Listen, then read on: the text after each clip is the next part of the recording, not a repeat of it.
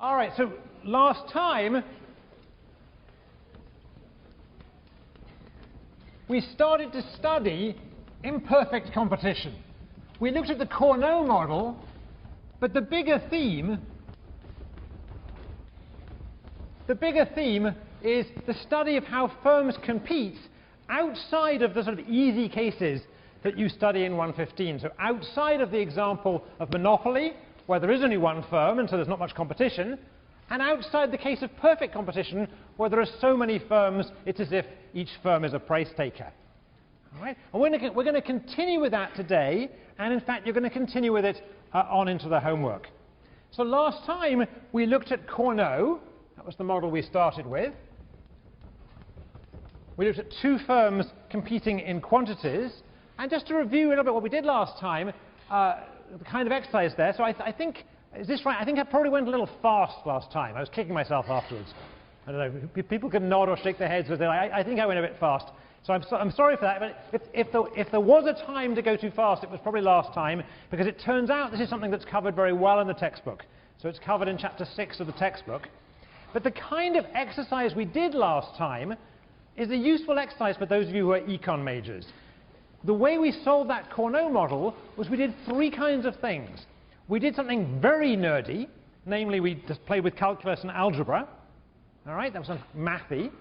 We did something a little bit less nerdy, that is we drew some pictures that represented what we'd found.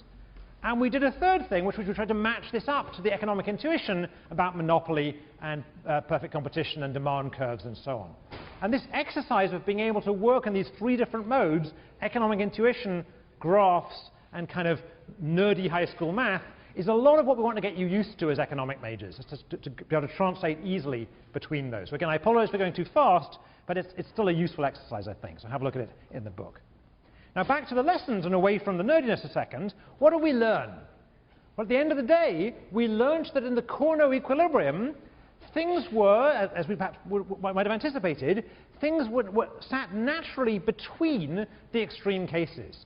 So the amount of output produced by the industry was somewhere between the case that would be under monopoly and under perfect competition. It was more than under monopoly, less than perfect competition. Prices in the industry, if we'd gone back and checked, would sit between. They would be lower than the monopoly prices, but higher than the perfect competitive prices. Industry profits would be in between. Industry profits would be less than monopoly. They must be less than monopoly, since that's the highest they could ever be. And they're higher than perfect competition, which, of course, has zero profits in this case. All right? And consumer surplus, the benefits flowing to consumers, lie in between. So in fact, the model, in addition to the sort of nerdiness of the model, it ended up with the result we kind of believe in. If you have imperfect competition, it's somewhere between perfect competition and no competition. But, what's the but? The but is that there are other ways we could model imperfect competition, and as we're going to see today, they yield different answers. So the first thing we're going to do today is look at a different form of competition, which is called Bertrand competition.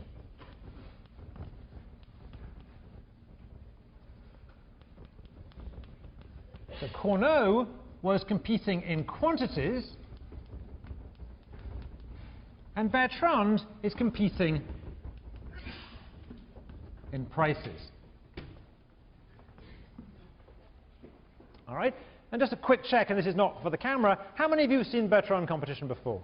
So a good many of you. So this is going to be review still. Again, for those of you for whom which it isn't review, don't worry. Don't worry. We'll do this relatively quickly, but I hope I won't rush it like I did last time.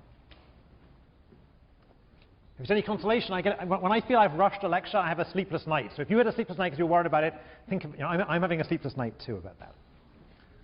All right. So there's two firms, just as there was before, and just as there was before, so the players are those two firms, and just as there was last time, they're producing an identical product.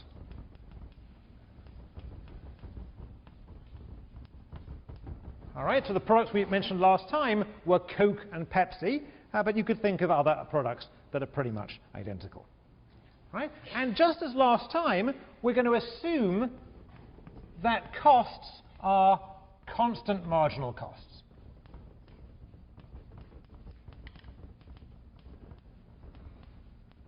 Well, assume that constant marginal cost, just as it was last time, is equal to C. Just to remind those people who are not economics majors what that means, it means if I produce 1 unit, then it costs me C to produce. If I produce 2 units, it costs me 2C, 100 units, 100C, and so on. All right? Now, what's different here from last time? Well, I've already told you, but I'll repeat it. This time, however, instead of setting quantities, instead of just deciding how much Coke and Pepsi to produce and spewing it out in the market and letting prices take care of themselves, this time the firms are going to set prices and let quantities take care of themselves. All right, so the strategy set this time are prices.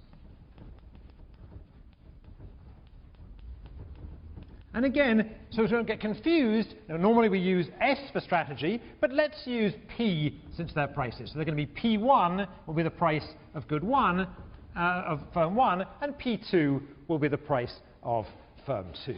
And the strategy set, formally, let's just to simplify here, let's assume that for each firm I, they can set their price anything bigger than 0 and anything less than 1, just to keep life simple. All right? So this is a little bit more realistic, perhaps.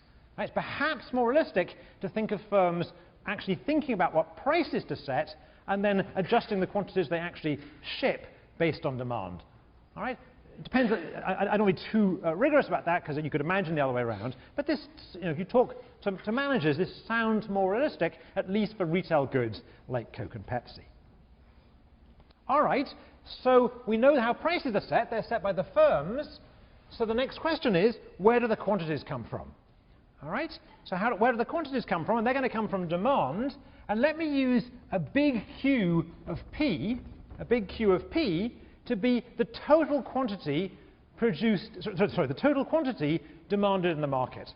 So this will be the total quantity of goods produced by firm 1 and goods produced by firm 2 that are consumed. All right? So this is the total quantity of Coke plus Pepsi. All right? And we're going to notice there's no subscript on this P, and you'll see why in a second. So we'll assume, just to make life simple, that the total quantity produced is 1 minus P. And I'll say this and then write it more carefully, where P is the lower of the two prices. All right? So the total quantity demanded is 1 minus P, where P is the lower of the two prices. All right? Now, to make that lower of the two prices comment a little bit more rigorous, let's figure out what the demand actually is for these firms. So what's going on here? So let's look at the demand for firm 1, all right, which is going to end up being the quantity that they sell. So that's going to be Q1. And what's that going to be? Well, it's going to be 1 minus P1 if they're the low-price firm. So if P1 is less than P2. Right? So if they're the low-price firm, if Coke is the low-price firm, only Coke sells in the market, there's no Pepsi in the market, and 1 minus P1 quantity of Coke is sold. It's going to be 0 if P1 is bigger than P2. Right? So if Pepsi is the low-price drink in the market, then no Coke is sold at all. And it's going to be 1 minus P1 over 2 in the case where Coke and Pepsi cost exactly the same. Right? You should already be realizing this is not exactly realistic. Right? We're making a lot of very strong assumptions here. But nevertheless, it's going to be instructive to look at this model. All right, so I've got the firms, they're the players, I know what their strategies are, I know a little bit about the structure of the market, I still need to tell you what payoffs are. And just as last time, the firms are going to try and maximize profits. All right, so what's the profit for firm 1 going to be? I won't bother to write it separately for firm 2. It's going to be the quantity it sells times the price it gets for that quantity, minus that quantity it sells times the cost it incurs in producing that quantity. So again, it's for firm 1, it's the quantity it sells times the price, this is its revenue, minus the quantity it sells times C, the cost, this is its cost. All right, I can rewrite that a little bit more simply as Q1 brackets P1 minus C. right? Where Q1, where this Q1, let's keep it in square brackets, this Q1 is this object here. Right, does everyone understand what's going on? I mean, the algebra doesn't really help the intuition here. The intuition is pretty straightforward. Coke and Pepsi are producing this stuff. They're setting prices. If Pepsi is the low price, then Coke sells nothing. If Coke is the low price, it sells this amount, and its profits are basically given by this equation. It's basically just revenues minus costs. All right, so what we want to do is we want to figure out what the Nash equilibrium looks like in this market. And just before we go any further, notice that really this is the same basic market we looked at before. Right? Both times there's a demand curve out there. In one model, we thought of the firm setting quantities and the market determining prices. And here we have the firm setting prices and the market determining quantities. But the basic underlying economic structure of this is very, very similar. All right, so to find the Nash equilibrium, we're going to have to find best responses. All right, so what we're going to do together is to figure out what these best responses look like, and let's try and do that. So I want to figure out the best response of firm 1 as a function of the price chosen by firm 2. The best price for firm 1 to choose, given that firm 2 is choosing P2. And I want to do this carefully and slowly, and before I even start, let me point out in passing that calculus is not going to help us here. All right, so for those of you who are nerdy enough to understand the next sentence, let me just say it. This is a discontinuous payoff function, so differentiating isn't going to get you very far. All right, for people whom that didn't mean anything, it doesn't matter. We're not going to use calculus today. All right. OK, so there are different cases to think about. So one case to think about is, what if the other firm, your Coke, what if Pepsi is pricing below cost? What if Pepsi is pricing below cost and you're Coke? What should you price as if you're trying to maximize your profits? Somebody try and wave their hands in the air if they know the answer. Pepsi's pricing below cost. What's your best response? Yeah, there's a guy in there. Do you want to shout out? Just get out of the market because it's not worth it for you to sell anything. Right, so I've forgotten your name, I should know it by now. Your name is? Sudipta. Sudipta says, get out of the market, right? If the other guy is pricing below costs, you don't want to sell anything. That's the right intuition. How in this game do I, quote, get out of the market?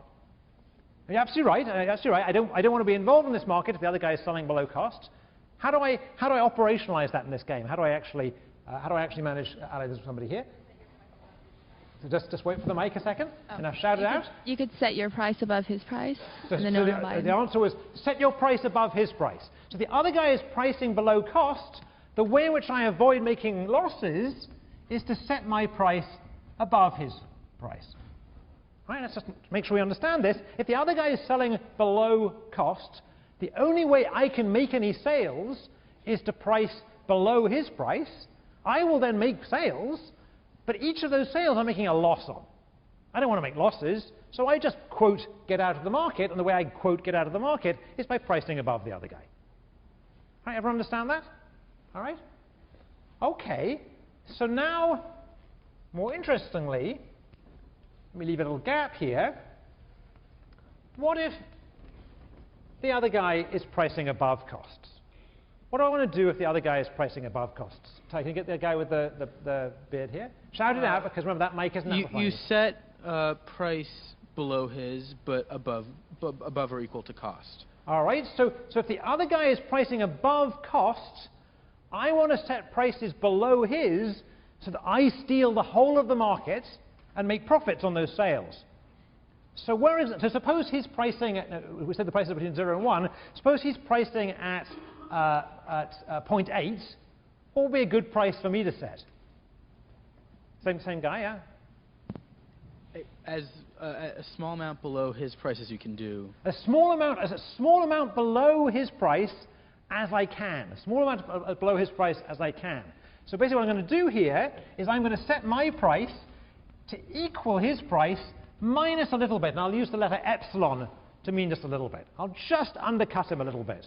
And by just undercutting him a little bit, I'm going to get the whole of the market, and I'll make as much money as I can on those sales. Now, that's almost right. That's almost right. That's kind of 90% of right, but it's not quite right. I need to be a little bit careful. Now, why do I need to be a little bit careful here? So this is almost right, but it's not quite right. Yeah, same guy? You want your price to be at or above cost. Okay, that's certainly true. Okay, so that's true. So fair enough. So I want to make sure this epsilon is not so big as it pushes me below cost. That's certainly true. That's correct. There's another little issue here. So here's the other issue. There's a price in this market we might want to think of as a kind of focal price. There's an interesting price, and that's the price at which the price I would choose were I the monopolist.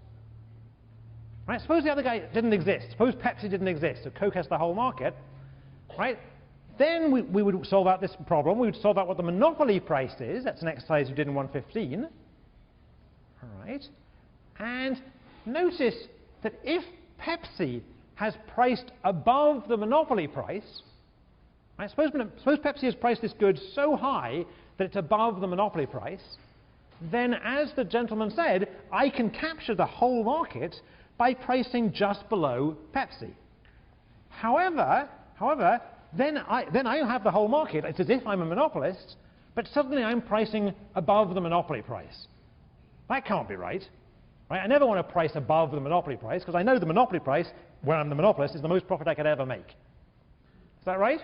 Right? So we need to be a little bit careful. This answer that says, I just undercut Pepsi, that's true provided that Pepsi hasn't gone above the monopoly price. Right? If he's gone above the monopoly price, we need to be a little bit more careful. If P2 is actually above the monopoly price, then what's my best response in that case? What's my best response in that case? Yeah, can we get Katie, who's in green there? Shout out. Pricing at the monopoly price? Pricing at the monopoly price. So if Pepsi is dumb enough to price above monopoly, sure, I will undercut Pepsi, but I won't undercut Pepsi by a penny. I'll undercut Pepsi all the way down to the monopoly price and make monopoly profits. I'll be very happy. I'll be wondering what on earth is Pepsi up to, but that's fine. All right, so here, my best response is to price at the monopoly price. All right, and there's one other possibility here I've missed, which is what if Pepsi prices at marginal cost itself? That's the one missing case here. What if Pepsi prices at marginal cost? What's my best response in this case? Pepsi's pricing exactly at marginal cost. What's my best response? Yeah, wait for the mic. This is Henry, I think. Shout out. To price at marginal cost as well. I could price at marginal cost as well. How much profits will I make if I price at marginal cost as well? Zero profits. I'll make zero profits. So that certainly is a best response, pricing at marginal cost as well. What else would be a best response? That's correct, but what else would be a best response? Price above that, all right? It doesn't really matter as long as I don't price below it, all right? As long as I don't price below it, I'm not going to make any money anyway. Right? If I price below it, I'm going to lose money. All right? So this best response actually is a pretty complicated object, and we could, if we're going to go like we did last time, we could take the time to draw this thing, but it's a bit of a mess, so I won't worry about doing that right now.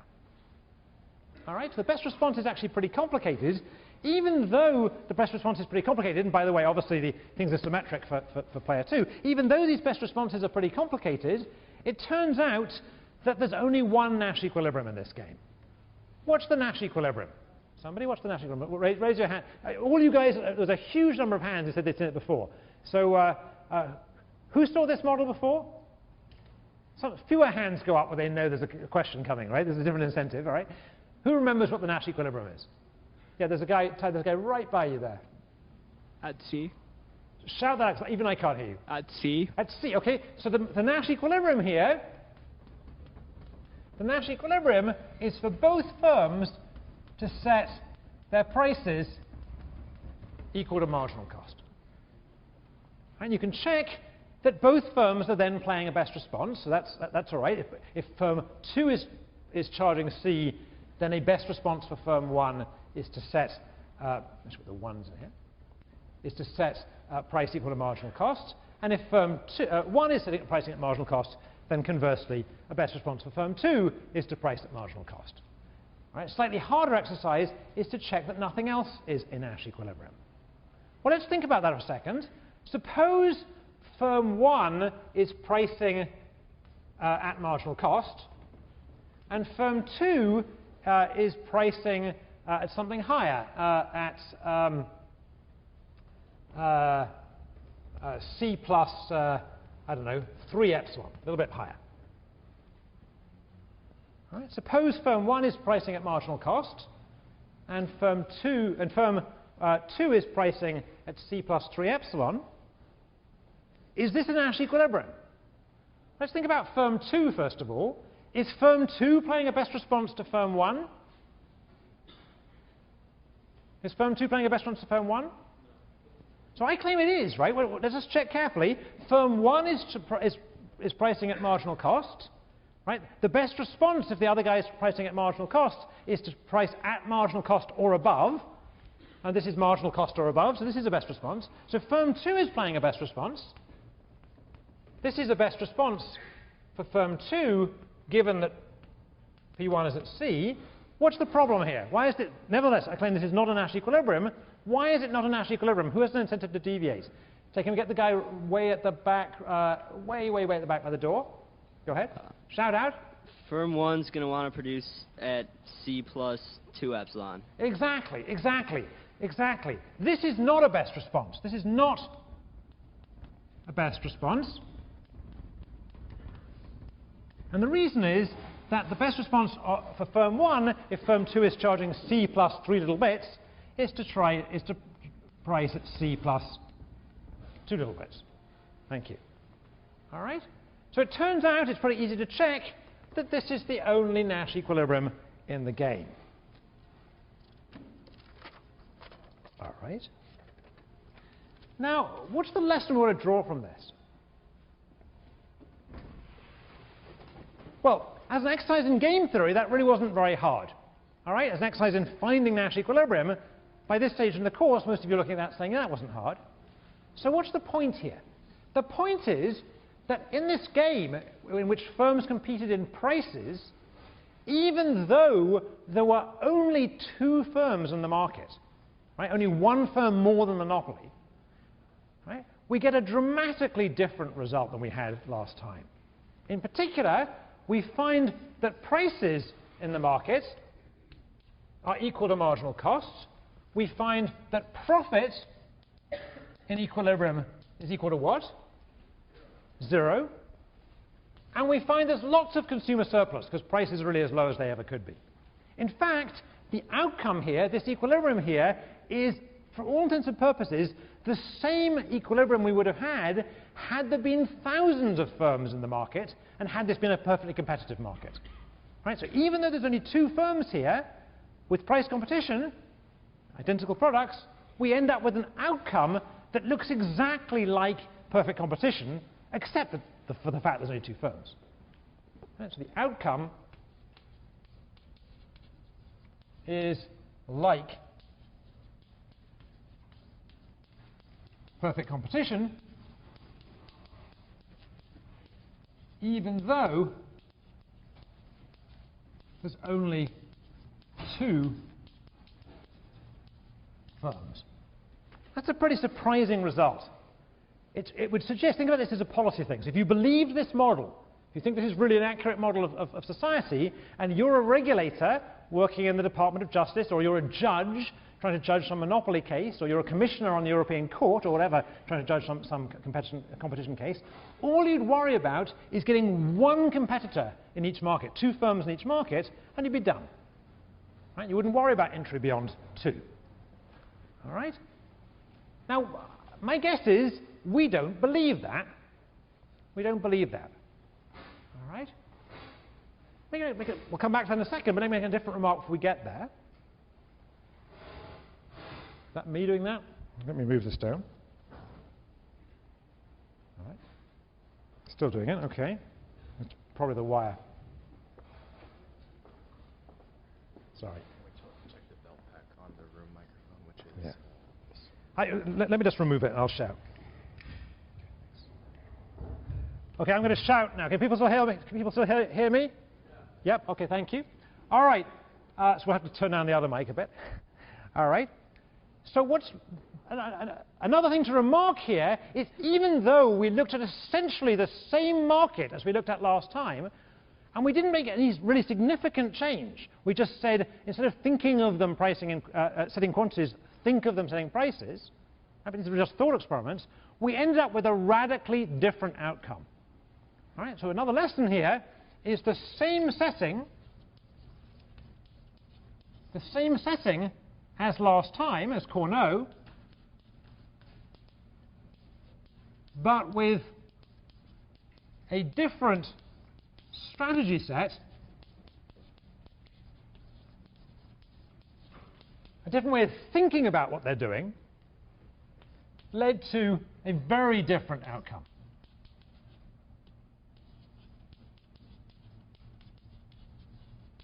And that's worrying, right? It's worrying because you can't go away feeling comfortable about this. You can't think that it really could make so much difference in the real world how prices and quantities and welfare and profit is going to work out depending on some thought experiment about how I think about my strategy set. All right? So there's a little worry going in about not just this example, but about the course, about the whole theme of learning game theory. All right? So what's going to save us here? What's going to save us is if we inject a little bit more reality back in the model, we're going to get back a more sensible result. So what we're going to do now is we're going to relax some of the assumptions of this Bertrand model, and it's going to do two things for us. First, it's going to give us an outcome that we believe. The outcome we believe, I think, is that imperfect competition should look something between monopoly and perfect competition. It shouldn't look like perfect competition. I think most of us don't believe that two firms is enough to make for perfect competition, that the regulator shouldn't worry about the third firm. All right? And the second thing it's going to do, from a more theoretical point of view, is it's going to suggest to us that actually things aren't quite as bad as we thought. In fact, if we model this more carefully, we'll get roughly the same prediction either way. All right? So what's the assumption we're going to change? Well, before I say that, I should say I'm not going to change it. You are. All right? So rather than go through this again a whole third time, I've gone through it once in quantities and once in prices, I'm going to get you guys to do it this time by having you do it on a homework assignment. And, well, why? Well, partly because I think it's a good exercise, but also I don't want this class to be a class where you sit there, you know, with your cup of Willoughby's coffee, if needed to keep awake, and you watch me solve models, because that's not how you learn.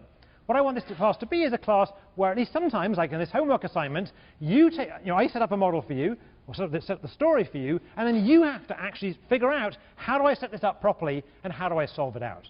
Because in the end of the day, if game theory is going to be useful for you in your later lives, whether it's in dating or in running a company or whatever it happens to be, you need to be able to go from the story to the model.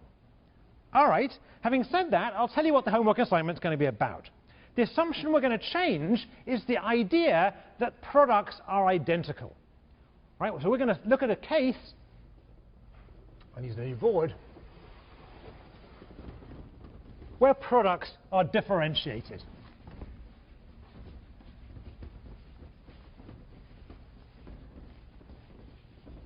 And I'm going to claim that assuming that products are not identical is a pretty safe assumption for most of the world, for most things that you're going to see in the world. So we're going to look at what are called differentiated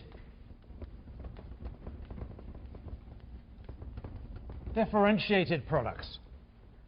And in particular, we're going to look at a particular version of this that we're going to call the linear city model.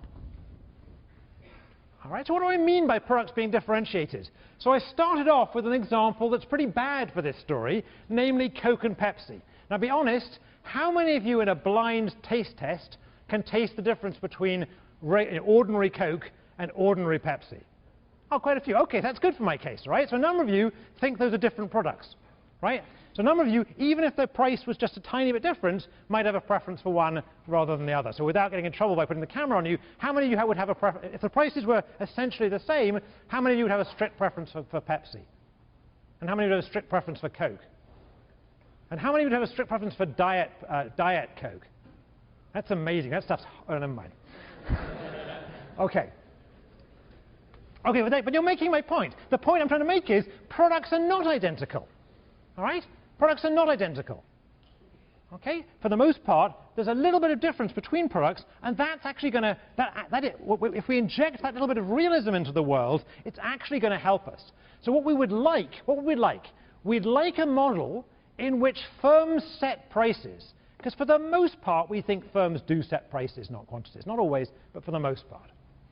But we'd like a model that yields an outcome that looks, that when you only have two firms, looks somewhere between monopoly and perfect competition. So we'd like an outcome that looks a little bit like Cournot, but we'd like the strategy set to be prices. And this is going to do the trick. This is going to turn out to do the trick, as you'll find out in your homework assignment. So how are we going to model this on the homework? The way we're going to model differentiated products is to imagine, just to take a simple example, imagine a city, and this city has one long straight road through it. So this city is not a city in New England, it's a city in the Midwest where everything's flat and the roads just go completely straight. All right? And you can think of it as being, I don't know, a mile long, doesn't really matter. All right? Let's think of it as being a mile long. And we're going to assume that consumers are evenly spread along this city. Right? Consumers are evenly spread along this city. So there's basically consumers everywhere. They're evenly distributed. And we're going to assume that one of these firms, let's call it firm 1, sits at point 0, and the other firm, firm 2, sits at point 1. Now, this is what you're going to do in the homework assignment, but let me just make the argument that you could also imagine firms sitting somewhere between 0 and 1. Right? We could do a more general job if we wanted to. But for now, let's assume that one of these firms has its shop at one end of the town, and the other one has its shop at the other end of the town. All right? So let's think about a particular consumer. So suppose this consumer is here, point Y, say. All right? So notice that this consumer is a distance y away from firm 1. So if she consumes from firm 1, she has to walk a distance of y. All right? And she's a distance of 1 minus y from firm 2. Is that right? So if she consumes from firm 2, she has to walk 1 minus y. All right? That's going to turn out to be key in our model, as we'll see in a second. All right? So firms, as before, are going to set prices. And I won't write everything down because it's all written down on the homework assignment, which is already on the web. But in fact, firms are going to maximize profits, aim to maximize profits. Firms are going to have constant marginal costs. We'll make one other assumption to keep life simple. We'll assume that each consumer buys one and only one product. Right? So each consumer is going to buy one product, either from firm 1 or from firm 2. All right? So the issue is going to be, which firm does each consumer go and buy their product from? Right? Which firm does each consumer choose? And we'll assume that each consumer chooses the product whose, and I'll be careful here, whose total cost to her is smaller. And what do we mean by total cost? Well, let's look at for the consumer at point Y. For example, for the consumer at point Y, if they buy from firm 1,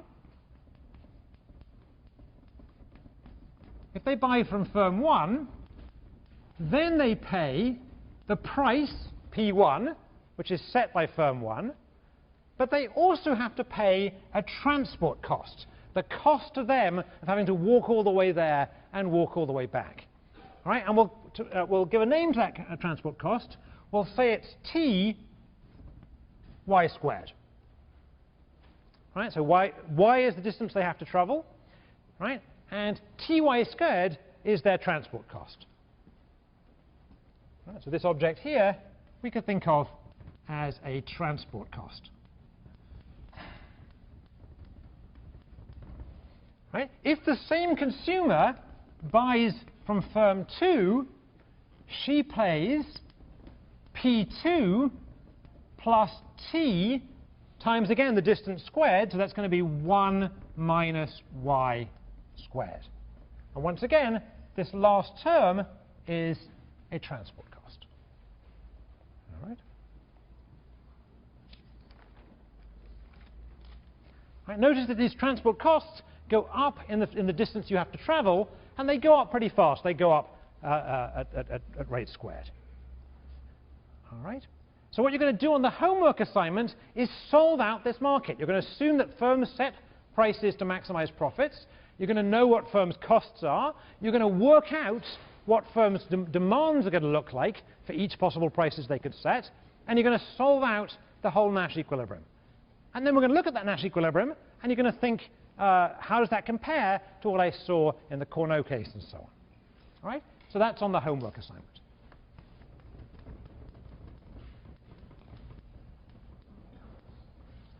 But before I leave this, let me just point out that this is a little bit more general than it might appear. So here, I've treated what makes products different as being where the shops are located. Right? So here I've interpreted these terms here as transport costs, and I've interpreted what makes the products different is the fact that one of them is selling at one end of the town, and the other one is selling at the right-hand end of town. All right? But actually, we could consider this model more generally. Let's just do so briefly here. So let me just redraw the town. Here's my town again. All right? I don't have to regard this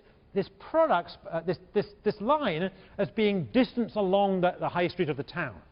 It could be something else about the product. So for example, in whatever it is you guys imagine makes Coke and Pepsi different, it could be that thing. Don't quite know what that is, but whatever that is. Let me take an example that I understand better than I understand Coke and Pepsi. So imagine we're talking about beer. All right? Think about beer. So this is the beer market. All right? This distance here could be something like the alcohol content or the flavor of the beer. All right? And you can imagine different products, therefore, that are on the market positioning themselves or being positioned at different points on the line. So, for example, up here, if we're talking about beer flavor, this might be Guinness. All right? This might be Guinness, which I can't even spell, but you know what I mean. All right? And if you think about the drinks industry more generally here, rather than just beer, this would be Guinness. This would be Poland Spring. All right? This is water. Right? And everything else would be in between here. All right? So if we just go a tiny distance in here, all right, this is Bud Light. Right? And so on. Right? Right? You could put everything on this line. All right?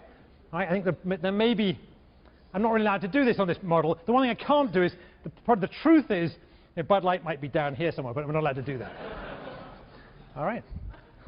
All right? So leaving aside the specific example of beer, you think about some product that has some dimension on which it varies, and we can use this model to see how competition is going to work in that market. But now, notice that this transport cost is going to be a different interpretation.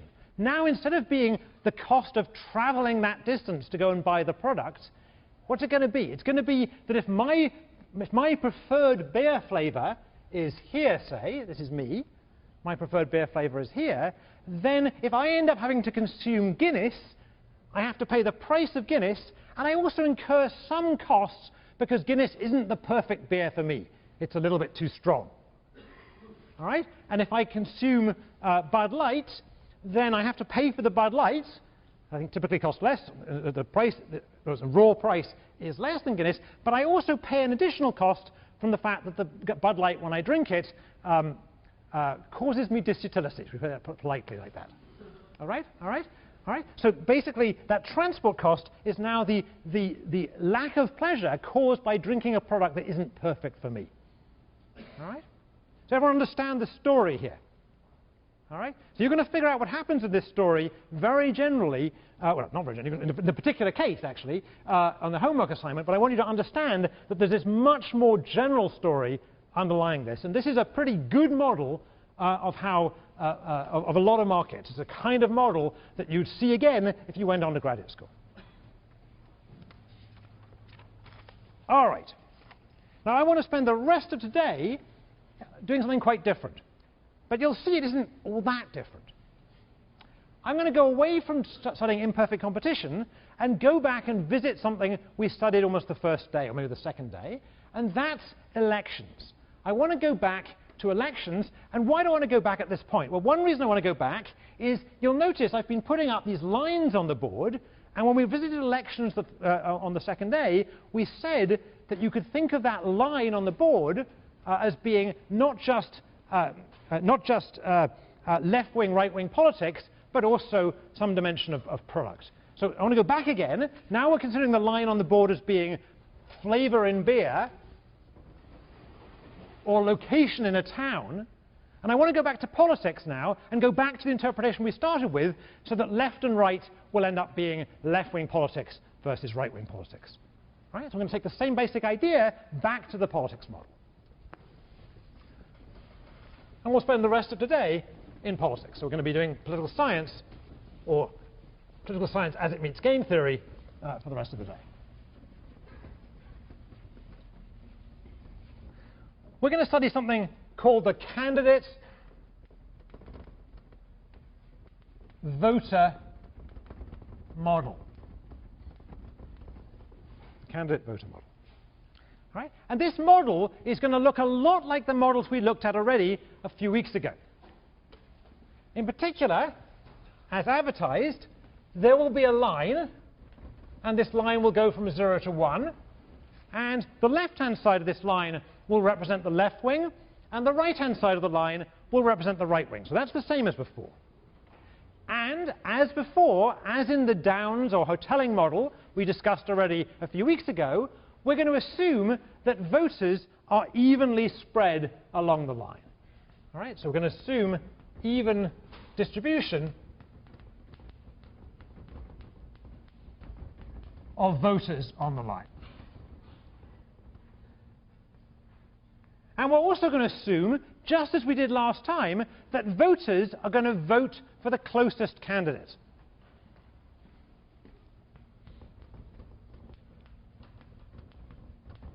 So voters vote for the closest candidate. So all of these assumptions are the same assumptions we studied 2 weeks ago, or 2.5 weeks ago, and which you actually studied in your first homework assignment. Is that right? But I want to go back there, because what I want to do now is I want to change some critical assumptions of that model and see that by making those changes, we're going to get some very different outcomes. So in particular, the new things here, two things. One, the number of candidates is not fixed. So the number of candidates in this model is going to be endogenous. All right. Previously, we'd looked at models where there were 2 candidates, or on your homework assignment, 3 candidates. Now we're going to allow the number of candidates to adjust itself. And the second assumption we're going to make, which is new, is that we're going to assume that candidates cannot choose their position. Right? So the idea is, any candidate who stands in this election, you know who that candidate is. You know whether they're right-wing or left-wing. So they can't tell you they're something else. Right? So candidates cannot choose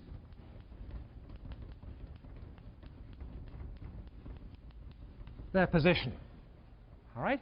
So this is a subtle thing, right? Because you think about the current election, there's a debate about whether Hillary Clinton, for example, can choose right now to be at the center of the Democratic Party, given her past history of votes, for example, on the Iraq War.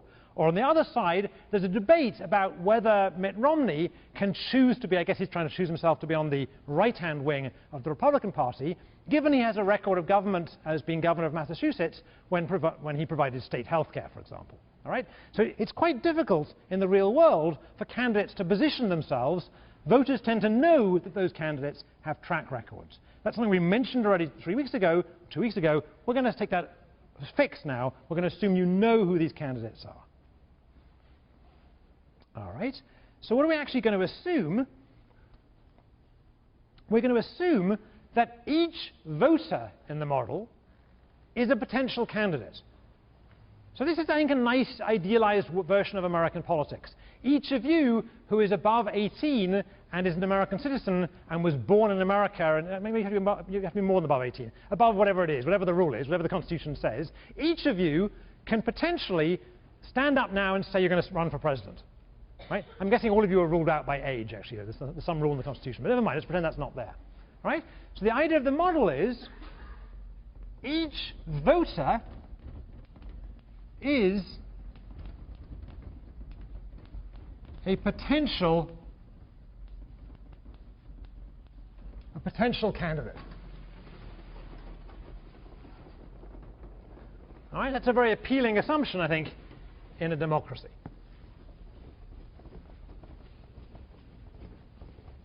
So what I want to do is I want to lay this out a little bit more formally as a game, and then, since we haven't done anything like this for a week or so, we're going to play the game. All right, so you're about to play this game, so pay attention, please. All right, so who are the voters? Who are the players? The players are the voters. Right, the voters or candidates, whatever you want to call them. Candidates. Depending on where they stand. In this game, they're going to be you. And the key strategy here, essentially, the strategy is going to be very simple. The strategy is, do you run or not? The reason that's going to be the strategy is that voting's not going to be difficult. You're always going to end up voting for the candidate who's closest. Right? So the only really relevant strategy is to run or not to run, to stand or not to stand. All right. So just to make that clear, voters vote for the closest running candidate.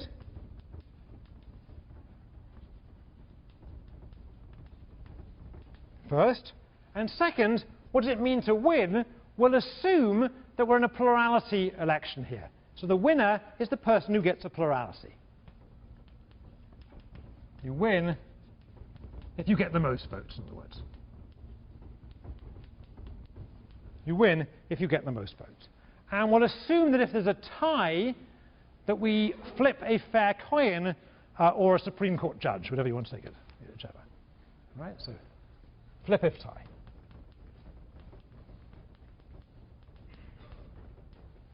All right? And the payoffs in this game are as follows. We'll assume that there's a prize for winning. So if you win the election, you get a prize equal to B.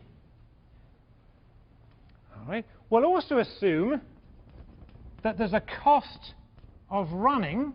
So if you enter this election, win or not, you incur a cost of C. And we'll assume that B is greater than or equal to 2C. And actually for today, let's just keep things simple and assume it's actually equal to 2C. All right? But that's not the only part of the payoffs. There's also a part of the payoffs that's analogous to forcing me to drink Bud Light or forcing the Pepsi drinkers to drink Coca-Cola. And what's that? That's if, regardless of whether I run or not, if some other candidate is elected other than me, then they're not going to have my ideal policies.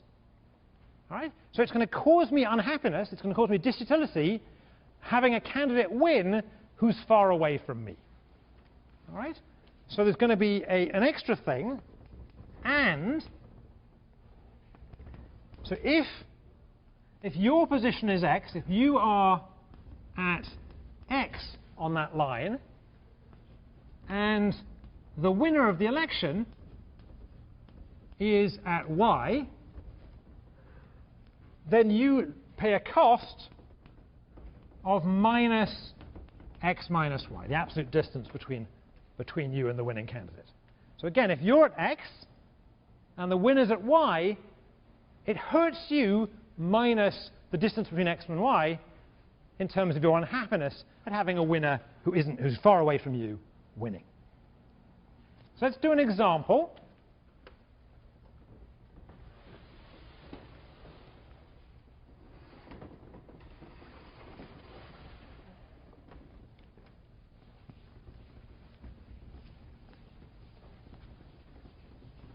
So make sure we understand the payoffs. So example 1, if you're at x, let's call you Mr. X. Let's call him Mr. X, make it clear. So Mr. X, person who's at position x, if he enters the election and he wins the election, then his payoff is B because he entered, minus C, sorry, B because he won, minus C because he had to pay his election expense. Right? But the winning candidate is him, so he gets no disutility from the winning candidate being someone else. All right? Second possibility, if Mr. X enters but Mr. Y wins, then X's payoff is what? He's still incurred minus C because he ran, and he also has a cost of X minus Y because he doesn't like Mr. Y winning. Right? And third, if Mr. X stays out, but Mr. Y wins, then Mr. X's payoff, he doesn't win, so he doesn't get B. He doesn't lose C because he didn't run, but he still has this disutility minus X minus Y because he doesn't like Y winning. All right? Does everyone understand this game? Everyone understand the game? They do not understand the game at this point.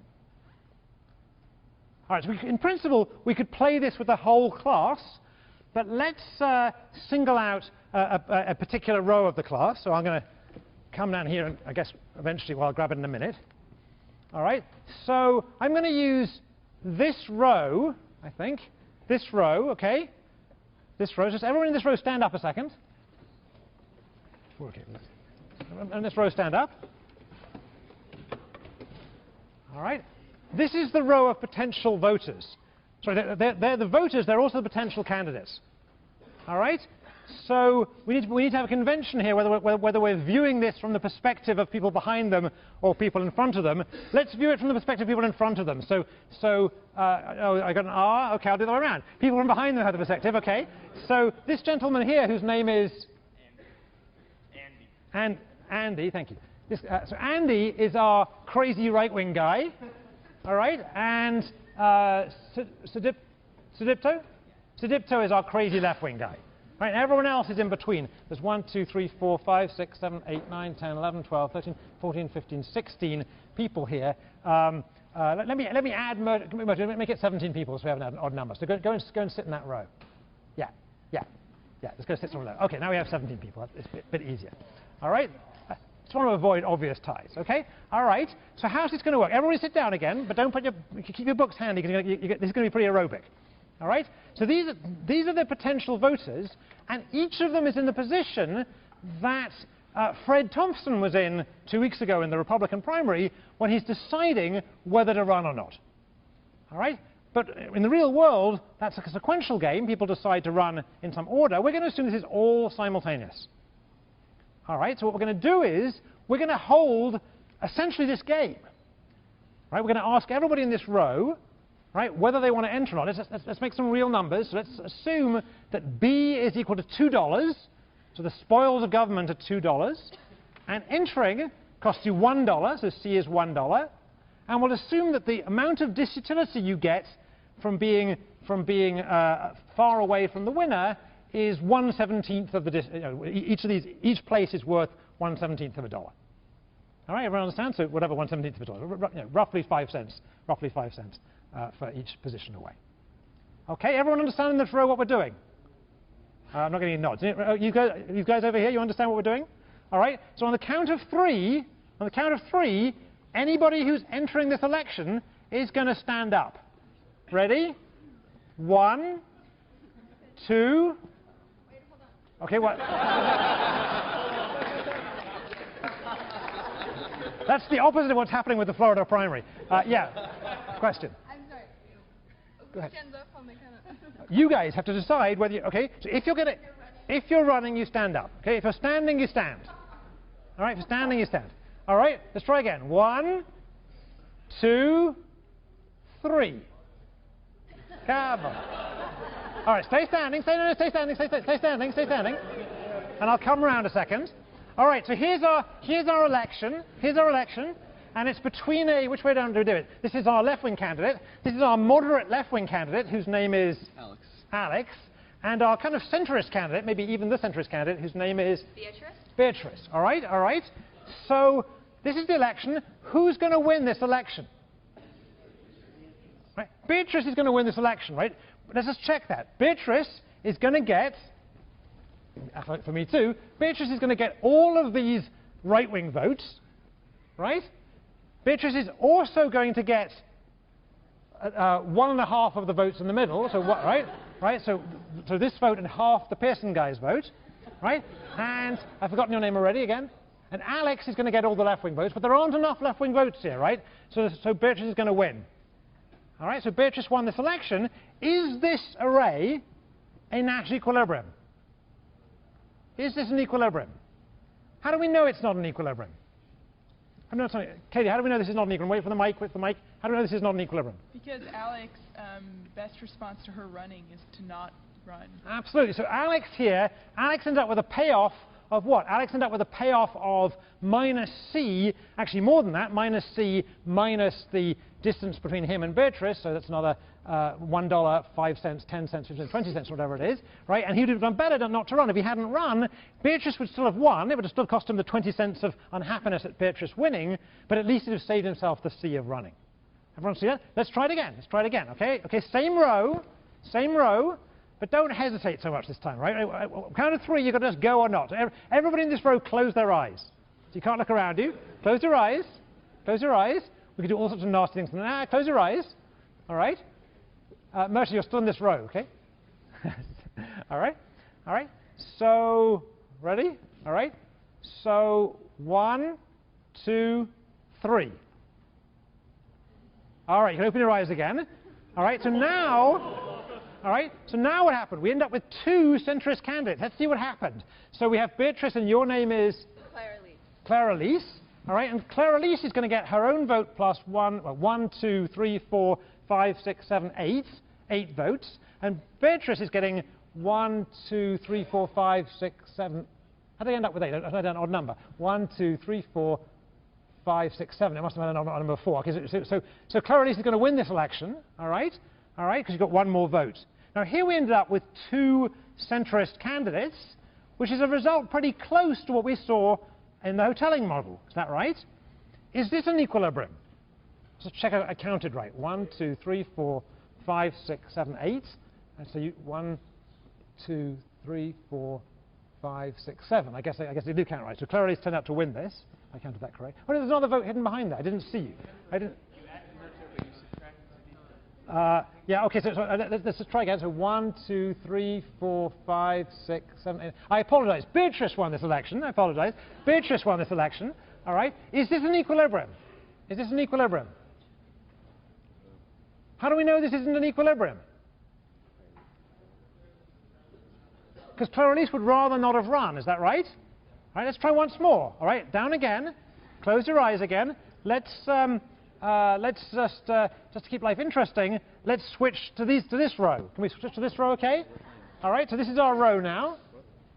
Everyone understand this? Close your computer so you can get up without destroying thousands of dollars of technology. All right? This is our row. And at the count of 3, we're going to see who's going to run, OK?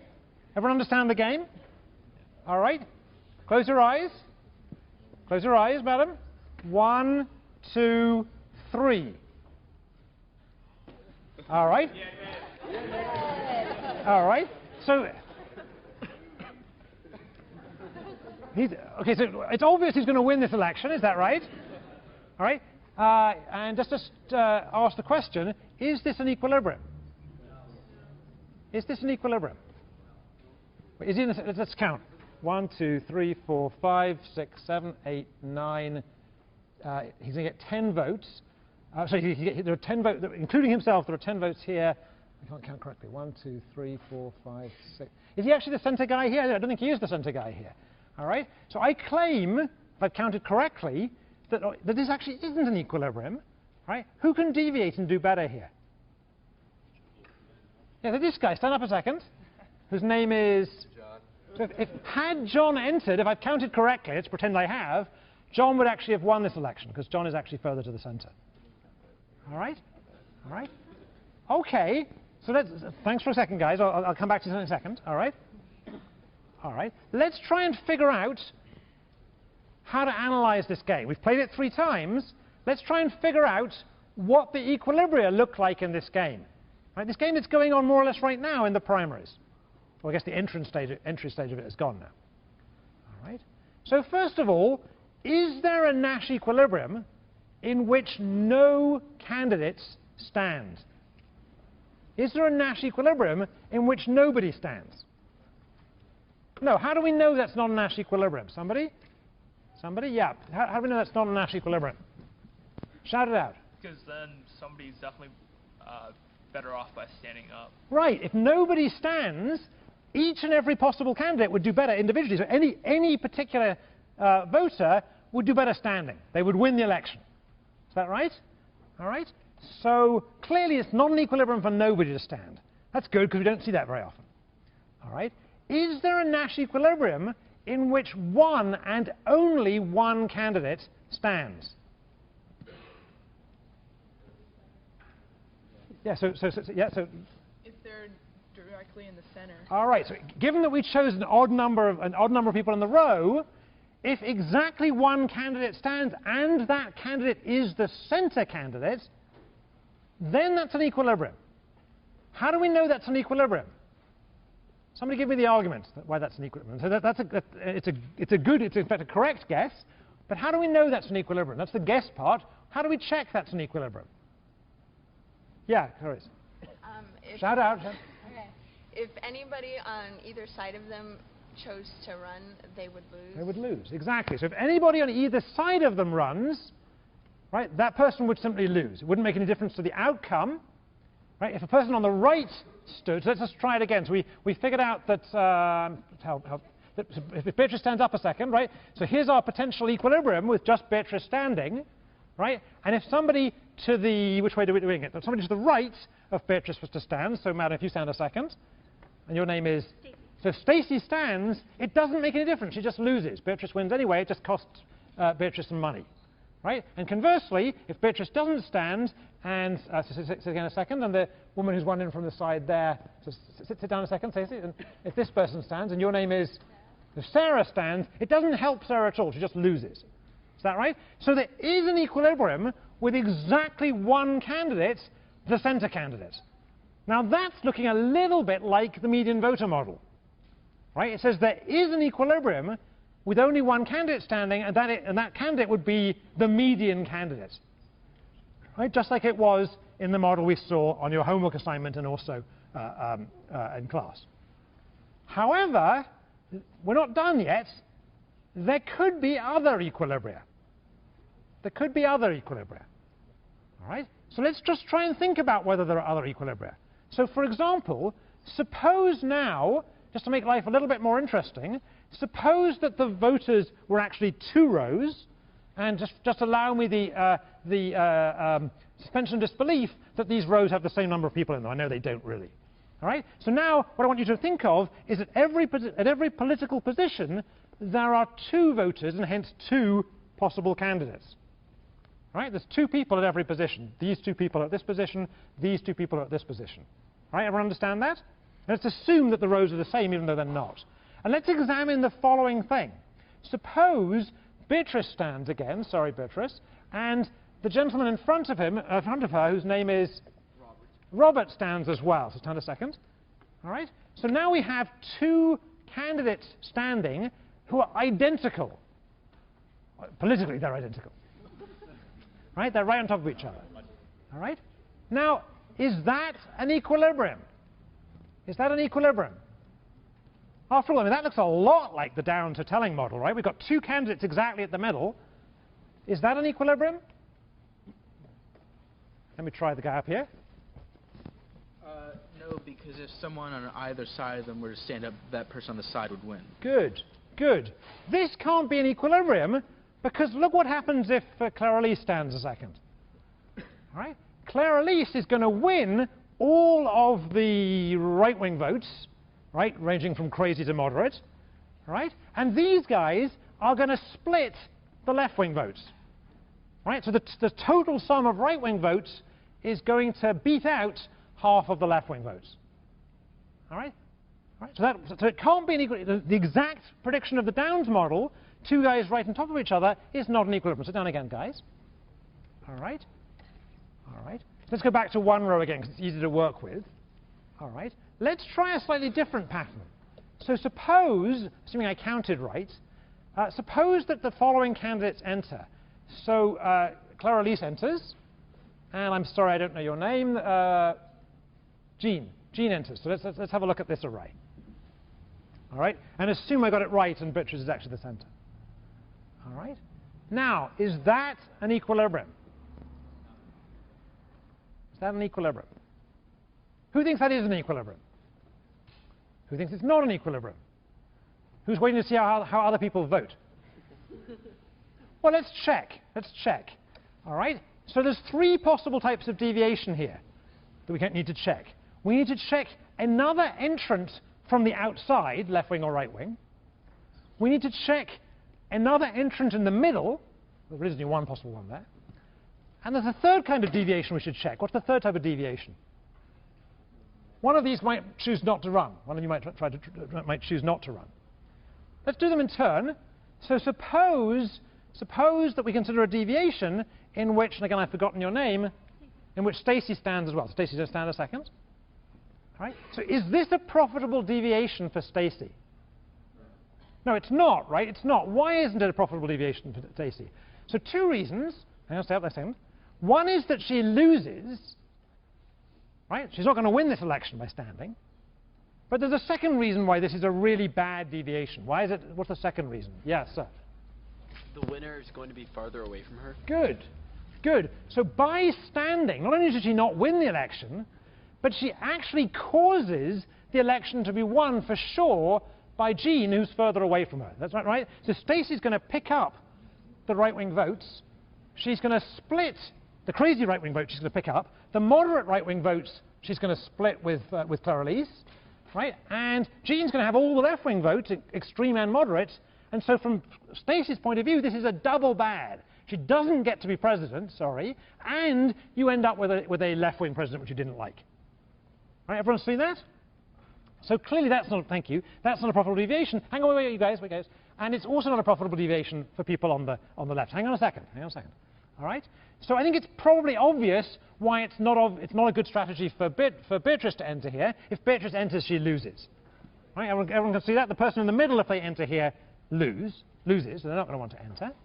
All right? So the other possible deviation we have to consider is a deviation of the form of one of these guys dropping out. All right? So let's consider it. So come back to Claire-Elise. Is Claire-Elise doing better in or out? Is Claire-Elise doing better in this election or out? All right, let's think it through a second. If she stays in, what's her payoff? She wins B with probability a half. She costs C for sure. That's a wash, right? Because B over, the way we've worked things out, B was $2, C was $1, so B over 2 minus C is a wash. All right? In terms of So in terms of the benefits of the spoils of government versus the cost of running, it's a wash for Clarice whether she enters or not. Right? But by entering, she has a half chance of winning the election. All right? So one way to think about it is the expected distance from her of the winning candidate is, with probability a half, it's herself, that's nothing, no distance, and with probability a half, it's 2 places away. Right? So an expectation, it's 1 place away. If she drops out, Jean wins for sure. All right? So the expected distance away from her of the winning candidate is 2 away.